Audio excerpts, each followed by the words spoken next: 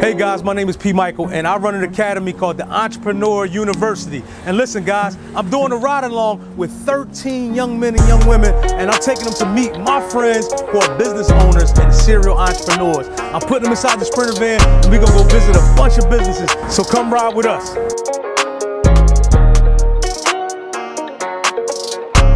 Hey, what's up guys? This is our first stop, Little Man's Juice Bar. This is not only a friend of mine, but this is also an entrepreneur that I want the kids to learn from, because this brother fired his boss about a year ago and now he owns his very own business. Upstairs right now is an apartment. When I look at that as square footage, and I want to say it's probably about 600 square feet.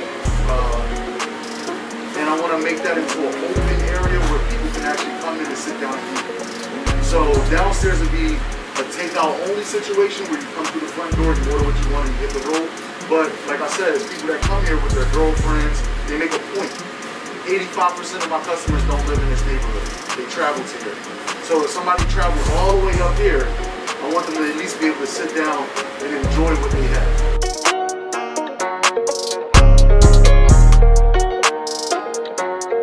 Hey, what's up guys? Listen, this is our second stop right here, man. This is a spot that's owned by my friend, my brother, runway billionaire, and it's called The Venue. You gotta check him out, man. This is a serial entrepreneur. Y'all guys gonna come on in, and what we're gonna do is we're gonna learn from Runway. We also gonna visit my guy, Money Morel, and he's gonna teach the kids all about financing, all about opening up their own LLCs, and teach them about taxes. That's what our kids don't get enough of.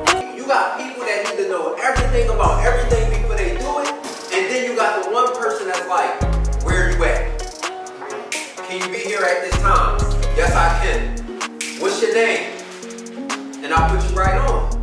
So you see how it happened? You don't need to know everything about everything to get started.